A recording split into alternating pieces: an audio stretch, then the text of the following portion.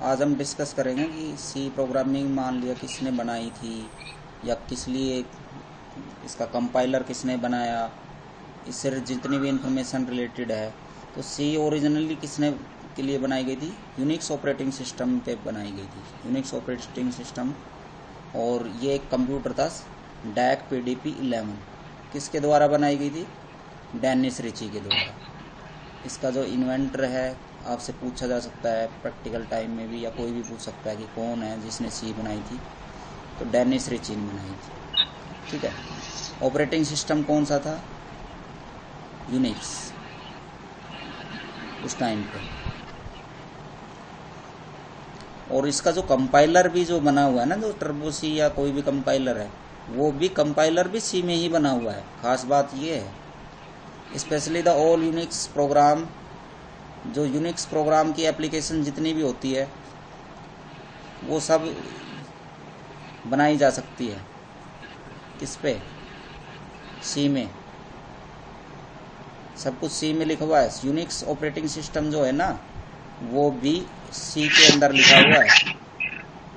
Unix एक operating system होता है, आप आगे पढ़ोगे या फिर बेसिक में आपने पढ़ा होगा, फंडामेंटल के अंदर उसमें पढ़ा होगा आपने कि यूनिक्स नाम का एक ऑपरेटिंग सिस्टम होता है। तो यूनिक्स जो है वो सी में बना हुआ है।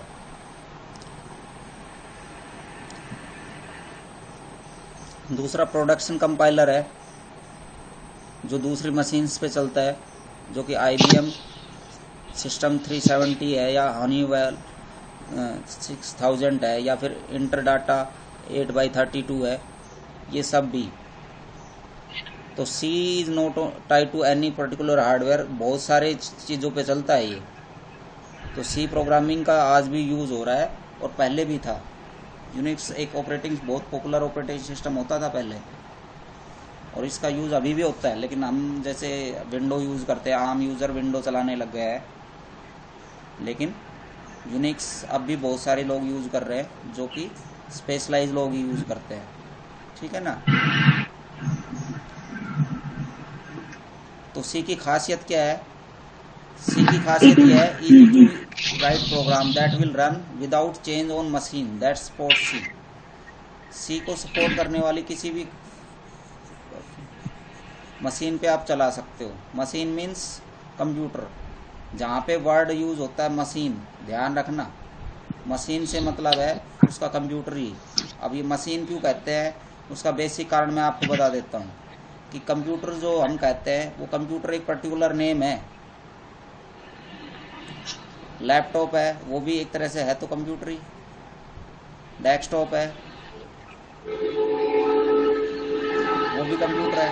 अब मशीन इसको इसलिए कहते हैं क्योंकि हर एक का हार्डवेयर कॉन्फ़िगरेशन थोड़ा थोड़ा अलग अलग होता है, यानी कि रैम रोम वगैरह, कंप्यूटर के प्रोसेसर का साइज वगैरह सब थोड़ा चेंजमेंट होता है। वो चेंजमेंट के अकॉर्डिंग जो लिखने वाला होता है, जिसको इन चीज़ों के बारे में पता है, वो इसको एक मशीन मानता है, और जो आम यूजर है वो इनको एक कंप्यूटर मानता है, जिसको हम आम भाषा में नाम दे देते हैं, लैपटॉप कंप्यूटर है, डेस्कटॉप कंप्यूटर है वो, ठीक है ना। तो कहीं भी आपको मशीन दिखे तो इसका मतलब वही मानो। और मशीन में आपका हो सकता है वो मशीन में आपका जो फ़ोन है वो भी कंप्यूटर की कैटेगरी में आता है, एक मशीन ही है वो भी। प्रोग्रामेबल चीज़ कोई भी जिसके ऊपर आपका कोई भी सॉफ्टवेयर चलता है, सब मशीन है उसके लिए। बस सभी की कॉन्फ़िगरेशन अलग अलग होती है, बस इतना अंतर है। तो सी के पॉपुलरिटी का मेन बेसिक कारण क्या है? मशीन सपोर्ट्स द सी। आप इसको किसी भी प्रोग्राम पे चला सकते हो। ये बंद करो भाई, किसका आ रहा है? इको आ रहा है जो इधर से, ठीक है ना। और चीज़ मैं बता देता हूँ, सी प्रोग्रामिंग के अंदर आज भी ड्राइवर लिखे जाते हैं। सी के अंदर ड्राइवर, जितने भी ड्राइवर आते हैं आपके कंप्यूटर के साथ, ड्राइवर आते हैं, ऑडियो वीडियो ड्राइवर, सब सी प्रोग्रामिंग के अंदर लिखे जाते हैं आज भी। सी कहने को तो सबसे पुरानी लैंग्वेज में से है, लेकिन आज भी इसका ये जो काम कर सकती है वो आज भी नई लैंग्वेजेज नहीं कर पा रही है। सबसे बड़ी खासियत इसकी है स्पीड, बहुत फास्टली एग्जीक्यूट होता है इसका प्रोग्राम। जिसको आज तक कोई भी और लैंग्वेज कॉम्प्रोमाइज नहीं कर पाई है, मतलब उसकी जगह नहीं ले पाई है। और ड्राइवर का मतलब आप समझते हो, मान लिया आपने HP का या किसी भी कंपनी का आपने लिया है प्रिंटर, तो उसके साथ एक CD आती है जिसको इंस्टॉल किए बिना आपका क्या है वो नहीं चलेगा, वो होता है ड्राइवर। यानी कि एक सॉफ्टवेयर की कॉपी होती है उसके अंदर।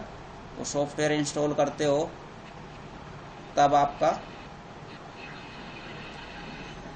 वो हार्डवेयर काम करना स्टार्ट करता है, चाहे वो प्रिंटर हो चाहे कुछ भी हो।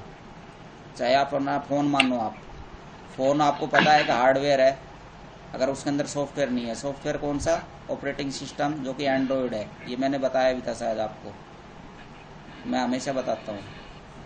एंड्रॉयड जो है वो OS है, ऑपरेटिंग सिस्टम। उसके अंदर आपने जितनी ऐप डाल रखी है वो सारी एप्लीकेशन सॉफ्टवेयर है। कुछ एक को छोड़ दे तो कुछ एक्सेप्शन भी है जो एप्लीकेशन में नहीं आती है। मोस्ट ऑफ एप्लीकेशन सॉफ्टवेयर है जो भी आप प्ले स्टोर से इंस्टॉल करते हो, ठीक है ना। क्योंकि आपको पता है सॉफ्टवेयर 2 टाइप के होते हैं। कितने टाइप के? कितने टाइप के होते हैं? अरे 2 टाइप के। कौन कौन से? एक एक्सेप्शन होते हैं जो उसमें मौजूद होते हैं, और कुछ हमें इंस्टॉल करने पड़ते हैं। कुछ मौजूद होते हैं वो ठीक है, और जो कुछ इंस्टॉल करने पड़ते कहते क्या है उनको?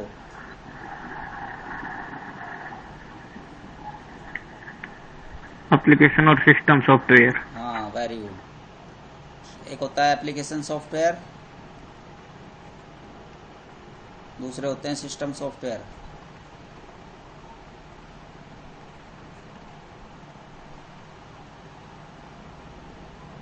सिस्टम सॉफ्टवेयर क्या होते हैं बताओ? जो सिस्टम में पहले से होते हैं, जो इंस्टॉल होते हैं पहले से। सिस्टम सॉफ्टवेयर जो होता है, ये मान लिया आपका हार्डवेयर है अंदर, यहाँ पे आपका होता है system software.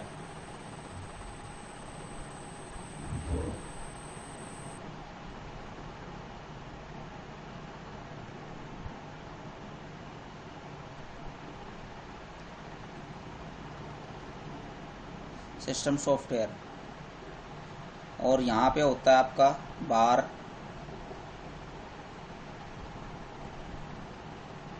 Application software.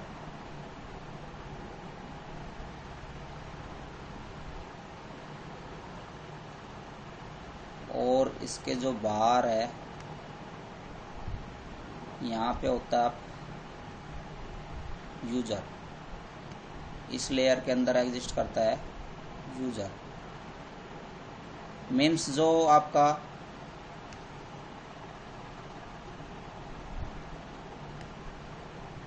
Hardware से डायरेक्ट इंटरेक्ट करता है आपका सिस्टम सॉफ्टवेयर। हार्डवेयर से डायरेक्ट इंटरेक्ट करने वाला सॉफ्टवेयर कहलाता है सिस्टम सॉफ्टवेयर, जिसकी सीधी पहुंच है हार्डवेयर तक, ठीक है। जो हार्डवेयर के साथ डायरेक्ट इंटरेक्ट करता है, यानी कि रैम रोम जो होती है ना, जितने भी मदरबोर्ड CPU सब। फिर उसके बाद एप्लीकेशन सॉफ्टवेयर। एप्लीकेशन सॉफ्टवेयर क्या करता है? अपनी रिक्वायरमेंट भेजता है किसके पास? सिस्टम सॉफ्टवेयर के पास, कि मेरा ये काम करवाओ। वो भेजता है फिर आगे हार्डवेयर के पास, ऐसे काम करवाता है, ठीक है। तो एप्लीकेशन सॉफ्टवेयर में जितनी भी आपका मान लिया वर्ड हो गया, एक्सेल हो गया, पावर पॉइंट हो गया, जो हमने पढ़े हैं वो सब आते हैं। या फिर कोई भी सॉफ्टवेयर इंस्टॉल करते हो, मोस्ट ऑफ, कुछ एक को छोड़ के, कुछ एक और भी है जो इंस्टॉल करते हो, लेकिन सिस्टम सॉफ्टवेयर की कैटेगरी में आते हैं, वो एप्लीकेशन में नहीं आते। जिसमें से आपका टर्बोसी का कंपाइलर भी है, ये सिस्टम सॉफ्टवेयर की कैटेगरी में ही है। कंपाइलर जो है वो सिस्टम सॉफ्टवेयर की कैटेगरी में आता है। फिर यहाँ पे होता है यूज़र। यूज़र क्या है? हम जैसे यूज़ कर रहे हैं, तो हम इंस्ट्रक्शन देते हैं एप्लीकेशन सॉफ्टवेयर को, एप्लीकेशन सॉफ्टवेयर देता है सिस्टम सॉफ्टवेयर को, सिस्टम सॉफ्टवेयर देता है हार्डवेयर को। फाइनली काम होता है हार्डवेयर से। तो C जो है वो हेल्प करती है आपको क्या करने में, सिस्टम सॉफ्टवेयर बनाने में भी हेल्प करती है और एप्लीकेशन सॉफ्टवेयर बनाने में भी हेल्प करती है। तो सी से हम इस तरीके से रिलेट कर रहे हैं, ठीक है ना। तो सी में आज भी सिस्टम सॉफ्टवेयर बनाए जा रहे हैं और एप्लीकेशन सॉफ्टवेयर भी बनाए जा रहे हैं, साइंटिफिक सॉफ्टवेयर भी बनाए जा रहे हैं, साइंटिफिक एप्लीकेशन के लिए भी। सी का बहुत ज़्यादा वाइड यूज़ होने की वजह से ये पॉपुलर है। डायरेक्टली आज देखोगे तो शायद इतना नहीं दिखे आपको कि सी कहाँ यूज़ हो रही है, लेकिन जब आप इंडस्ट्री की तरफ जाओगे, ज़्यादा डीप में पता करोगे तो आपको पता लगेगा कि सी से तो बहुत काम हो रहा है। मैं अभी बता दूँ आपको, अभी मेरे पास एक मेरा कोई पुराने साथ पढ़ने वाला था, उसका कॉल आया कि मैंने जैसे डाल रखा था अपने उस पर फेसबुक पेज वगैरह पे, जिसको भी सी प्रोग्रामिंग पढ़नी है तो कांटेक्ट कर सकता है। तो उसने मेरे को कांटेक्ट किया, तो उसने सॉफ्टवेयर बताया VLC। VLC नाम का जो आपको पता है क्या है, मल्टीप्लेयर है, वीडियो प्लेयर है, मल्टीप्लेयर सारी सपोर्ट करता है, ये बहुत सारे वीडियो फॉर्मेट सपोर्ट करता है। ये बना हुआ है सी के अंदर, सी में, या वो कह रहा था C++ का कोड है मेरे पास, उसको रन करवा के देना है उनको, एरर्स वगैरह ठीक करके जो भी दिक्कतें हैं वो। तो ये भी उसके अंदर बना हुआ है, देखो आप। तो मैंने मना कर दिया क्योंकि मेरे पास तो टाइम नहीं है, आपको भी पढ़ाना है इतना, क्योंकि उसमें बहुत ज़्यादा टाइम देना होता है, 10-12 घंटे रोज़ आप उसके साथ बैठोगे तब जाके काम होगा। तो ऐसी बहुत सारी एप्लीकेशंस है। तो इसी में हम आगे देखते हैं कि क्यों सी इतनी पॉपुलर है। सी जर्नल पर्पज लैंग्वेज है, जर्नल पर्पज प्रोग्रामिंग लैंग्वेज है, मतलब सब ऐसी एप्लीकेशन बना सकते हैं इससे।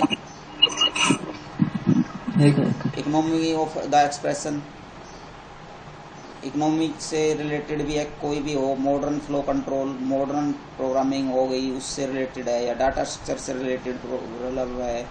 और इसके अंदर दूसरा है रिच सेट ऑफ ऑपरेटर्स है, तो सारी चीज़ें सपोर्ट करता है। फ्लो कंट्रोल भी सपोर्ट करता है, डाटा स्ट्रक्चर को भी सपोर्ट करता है, ऑपरेटर्स को भी सपोर्ट करता है, जो कि नई लैंग्वेजेज इसी के बेस पे बनी है। जितनी भी नई लैंग्वेज है इसको कॉपी करके बनाई गई है। किसी में भी आप इसको सीख लिया तो आप किसी भी लैंग्वेज का 40% आप सीख चुके हो, ये मान के चलो आप, ठीक है। सी को high level language, not a very high level language, वैसे हाई लेवल लैंग्वेज है लेकिन not a very high. High मतलब होता है जो यूजर के लिए तो आसान होती है और कंप्यूटर के लिए मुश्किल होती है।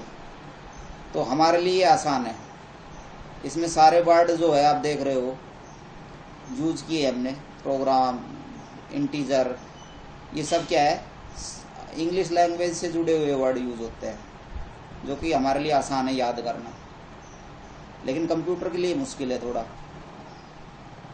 तो एक इंटरमीडिएट सी लैंग्वेज है, जो मशीन लैंग्वेज जो होती है उसके और हाई लेवल लैंग्वेज होती है उसके बीच की, नज़दीकी, इसलिए बहुत ज़्यादा हाई में भी नहीं है और लो में भी नहीं है। तो इससे दोनों बना सकते हैं, दोनों तरीके के प्रोग्राम बन सकते हैं। लो लेवल के भी, यानी कि मशीन लेवल के, यानी कि सिस्टम सॉफ्टवेयर भी बनाए जा सकते हैं इससे, और एप्लीकेशन सॉफ्टवेयर भी बनाए जा सकते हैं। ये बड़ी वजह है इसकी पॉपुलरिटी की। तो language not a big one and not a specialise for any particular area, ना तो इसे पर्टिकुलर एरिया के लिए स्पेशलाइज कहा जा सकता है, क्योंकि इसमें बहुत वास्ट सभी तरीके की एप्लीकेशन बनाई जा सकती है। तो इसी की एब्सेंटी की वजह से, रजिस्ट्रेक्शन एब्सेंटी की वजह से कह सकते हैं कि इस पर कोई रजिस्ट्रेक्शन नहीं है कि भाई ये इस तरीके की एप्लीकेशन ही बना सकते हो। इसका पॉपुलर होने का मेन कारण है जनरेट मेन मोर कन्वीनियंट, इसी वजह से इसको ज़्यादातर यूज किया जाता है। And effective for many task, that's supposedly more powerful language, इसी वजह से ये पॉपुलर है, पावरफुल है, कि इसमें आप चाहे सिस्टम से रिलेटेड एप्लीकेशन बनाओ चाहे एप्लीकेशन से बनाओ, दोनों को बना सकता है। किसी पर्टिकुलर एरिया के लिए फिक्स नहीं है ये कि इसी टाइप की एप्लीकेशन बना सकते हो। जैसे आपने बेसिक में पढ़ा होगा, पास्कल वगैरह ये सब आपने पढ़ी होगी, साइंटिफिक एप्लीकेशन के लिए बनाई गई है। कोबॉल है, कॉमर्शियल एप्लीकेशन के लिए बनाई गई थी उसको, तो उसमें जितने टूल थे वो कॉमर्शियल एप्लीकेशन के लिए थे। सी में ऐसा नहीं है, सी में आप कैसी भी एप्लीकेशन बना सकते हो, इसमें सारे टूल मौजूद है।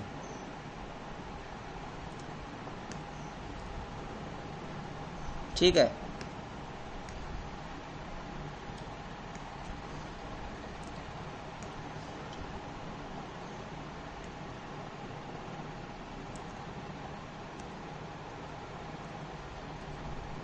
नेक्स्ट जो है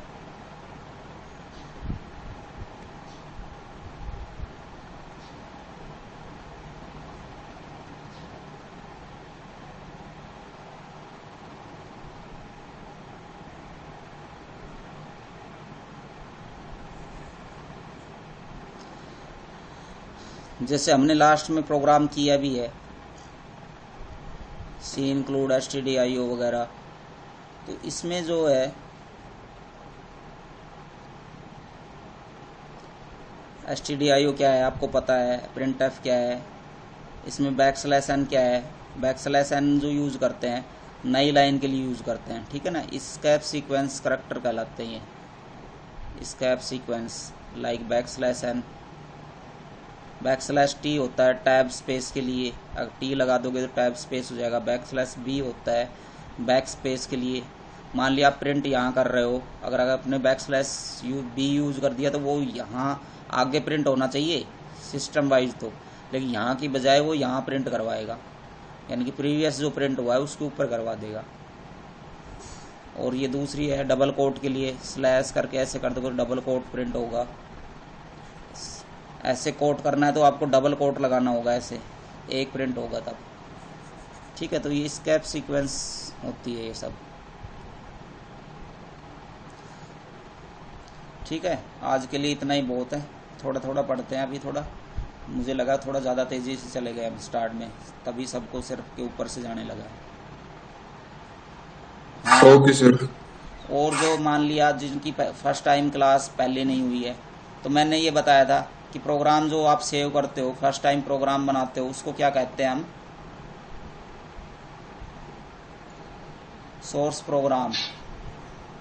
किसी भी लैंग्वेज में लिखा गया प्रोग्राम हमेशा सोर्स प्रोग्राम कहलाता है या सोर्स कोड कहलाता है।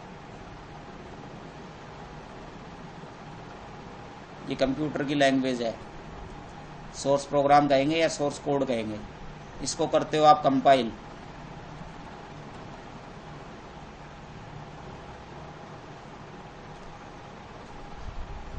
कंपाइल करते हैं,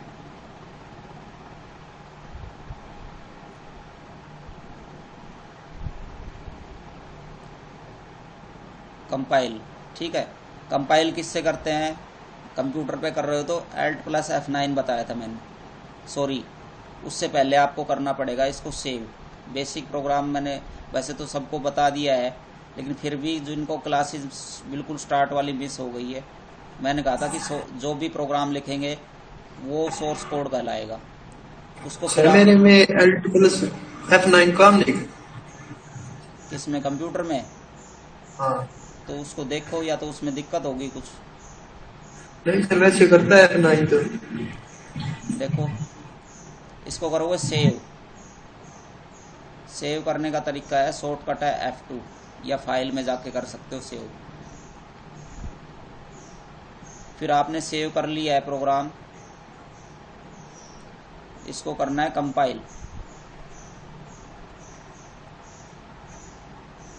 कंपाइल करने का तरीका है Alt+ शॉर्टकट से F9, या फिर कंपाइल पे जाके कर सकते हो मेनू में।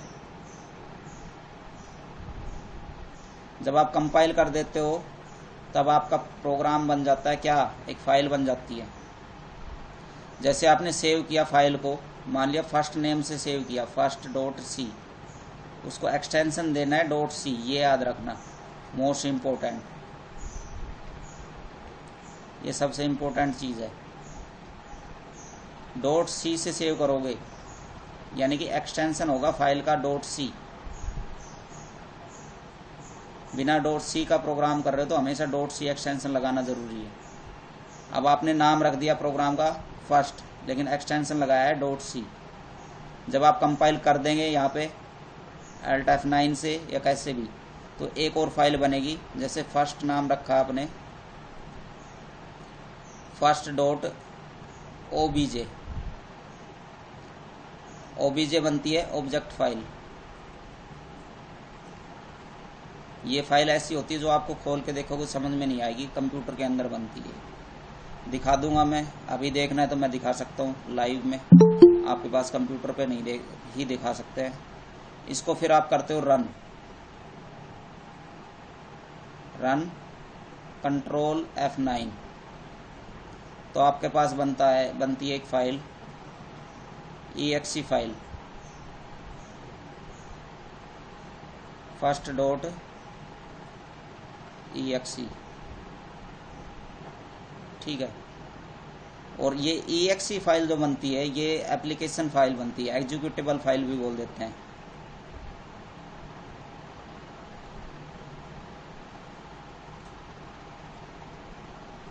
इसको आप किसी भी सिस्टम पे चला सकते हो, एनी कंप्यूटर,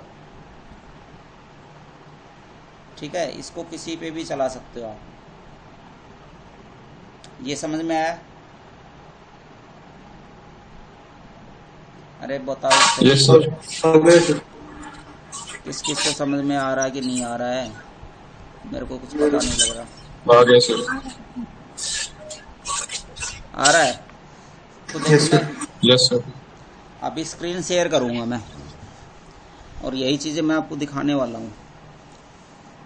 यस सर। क्योंकि आप उस पे कर रहे हो तो आप इतना कुछ देख नहीं सकते उसके अंदर।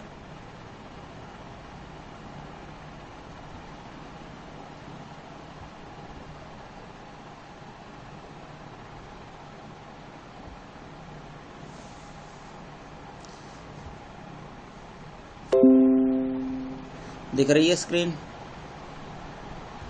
Yes sir. Yes sir. अब मैं टर्बोसी का कंपाइलर ऑन किया, आ गया ये प्रोग्राम है, फर्स्ट डॉट सी है, ये बना लिया मान लिया। इसको हमने किया कंपाइल, Alt F9, 0 एरर आई। इसको किया रन, रन करने पे ये आउटपुट आया जो कि आप लोगों का भी आया है। अब बाहर आ गए, अब मैं बाहर आ रहा हूँ इससे। अब मैं देखना चाह रहा हूँ जो फाइल मैं बता रहा हूँ वो है कि नहीं है। तो मैं जाऊंगा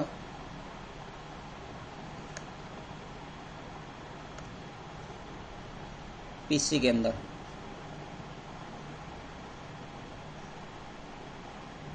और यहाँ पे सी ड्राइव के अंदर जाके देखते हैं। टर्बोसी नाम का फोल्डर इंस्टॉल हो रहा है, इसके अंदर जाके देखते हैं। सोर्स में जाके देखते हैं, प्रोग्राम का नाम था फर्स्ट, देखो ये रही फर्स्ट नाम से एप्लीकेशन, ये रही फर्स्ट, ये जो बन रही है।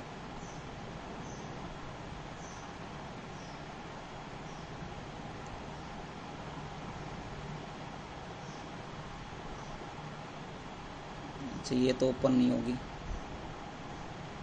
exe वाली तो ये है, एप्लीकेशन नाम से जो आ रही है वो exe फाइल है। देखो इसको चलाएंगे तो this can not run on PC. Hello वाली पहले कर चुके हैं, एक बार और बैक आ जाते हैं। टर्बोसी बिन डॉक्यूमेंट, यहाँ पे आ जाते हैं, हेल्प अंटिल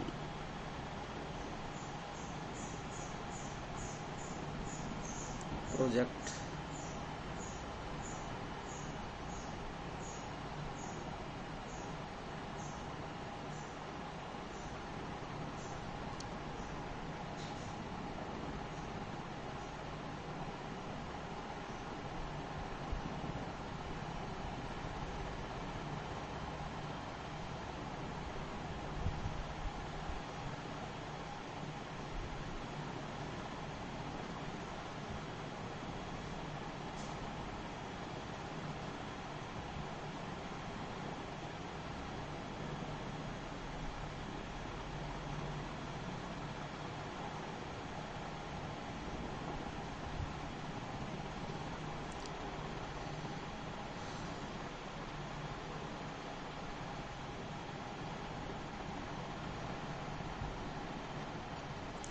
एक बार ढूंढनी पड़ेगी मुझे भी, कई दिन हो गए हैं ये किए हुए। लाइब्रेरी प्रोजेक्ट LOC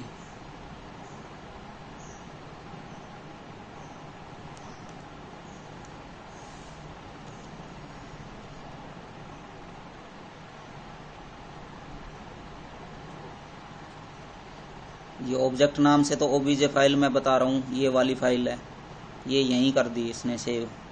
तो OBJ फाइल जो है ना, ये ऑब्जेक्ट वाली फाइल टाइप दिख रहा है आपको, ये यहीं है, अदर में नहीं है। तो जैसे फर्स्ट की है, फर्स्ट की एक तो OBJ होगी, इसको मैं आगे एक्सटेंड कर देता हूँ, ठीक है। तो फर्स्ट की देखो OBJ फाइल जो ऑब्जेक्ट 3D ऑब्जेक्ट करके बनाई है, ये है। वैसे ये ओपन नहीं होगी, इसको नोटपैड के थ्रू ओपन करके देख लेते हैं हम। ये बहुत ही अजीब सी फाइल होगी, तो इसको नोटपैड के थ्रू करते हैं हम। तो आप देखोगे कि ये तो देखो ये आ रहा, always use open OBJ file.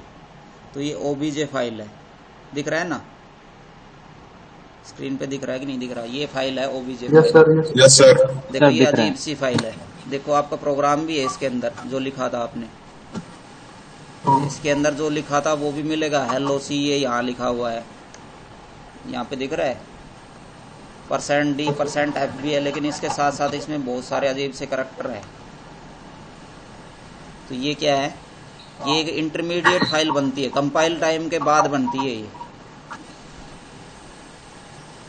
और कंपाइल होने के बाद बनती है, रन करने के बाद EXE बनती है। मैं इसको बंद करता हूँ।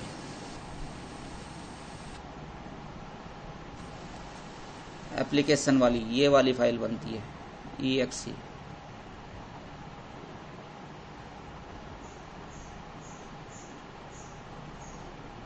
तो डायरेक्ट तो ओपन नहीं हो रही है, ये ओपन विद करनी पड़ेगी इसकी तरह।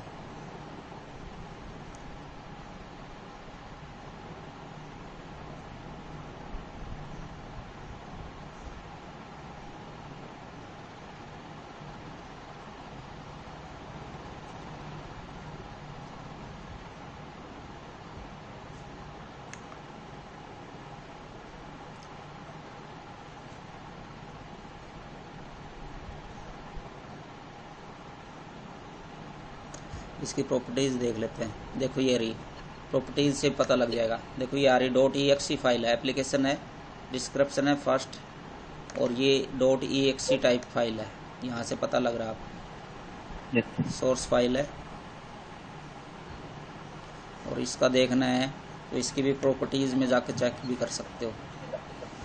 फर्स्ट का ये देखो, ये OBJ फाइल है, file type OBJ object file है।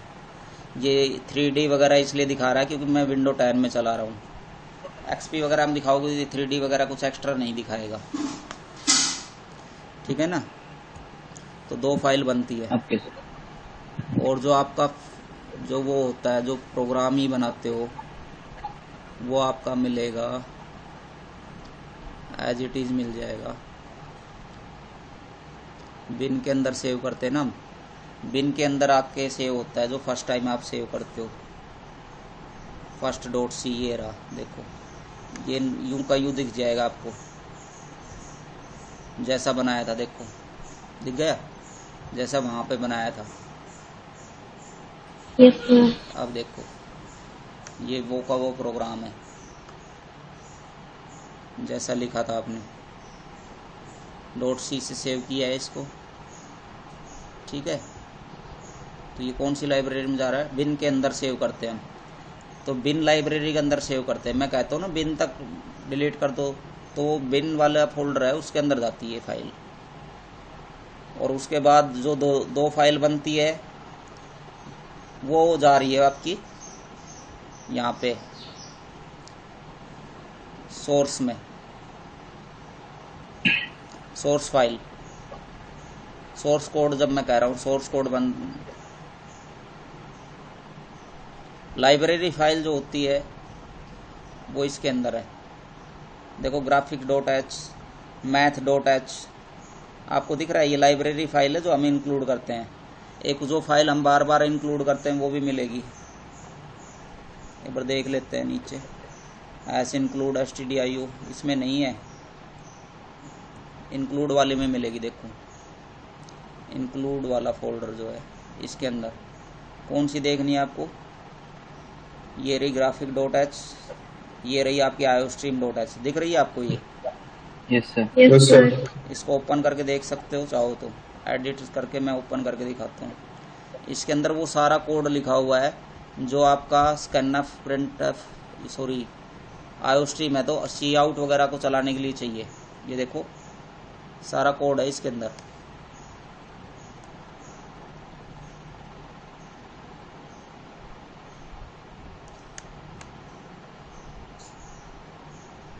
ये देखो नीचे आ जाओ तो इसके अंदर वो सारे फंक्शन वगैरह लिखे हुए हैं, लाइब्रेरी फाइल जो हम इंक्लूड करते हैं तो ये फाइल इंक्लूड होती है। यहाँ से जो फंक्शन यूज करते हैं वो इंक्लूड यहाँ से चल जाता है उसके अंदर, और ये एज इट इज़ रह जाती है। इतनी बड़ी फाइल है ये। प्रोग्राम का साइज़ पूरा बड़ा ना करे, सिर्फ जो ज़रूरत है वो इससे उठा लेता है वो और प्रोग्राम को चला देता है। ठीक है ना? तो जितनी भी हेडर फाइल है वो सब इसी के अंदर मौजूद रहती है। जो एक और आप करते हैं हम, कोनियो, मैलोक हो गया, कोनियो भी यहीं पाएगा। सी, ये रहा कोनियो, दिखाई दिया? Yes sir. नहीं दिखा या दिख रहा है? सर दिख रहा है। दिख रहा है। ठीक है, तो ये है डोज वाली फाइल जिस पे डोज चलता है, dose dot H header file है। तो ये सारी हेडर फाइल्स ही है इसके अंदर। डॉट एच से सारी हेडर फाइल होती है। टाइप दिख रहा है, file type H, H means header file. इधर साइज है ये। उसके बाद हम और भी फाइल्स पढ़ेंगे। stdio आपने पीछे किया है, ये रही stdio यहाँ पे है। std स्ट्रिंग करोगे अभी आगे आप, बाकी और भी होते हैं। तो बहुत सारी हेडर फाइल्स होती हैं। जिन जिन फंक्शन का हम यूज़ करते जाते हैं उनको हम इंक्लूड करते जाते हैं। जैसे io.h, graphics.h हम करेंगे इनका यूज़, लेकिन जब हम इनके फंक्शन यूज़ करेंगे तभी इनको इंक्लूड करेंगे, फालतू में नहीं करेंगे। ठीक है ना? तो ये था आज की क्लास में। बाकी अगर किसी को डाउट है तो पूछ सकता है कुछ।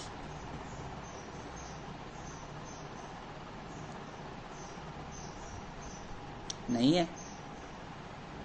No sir.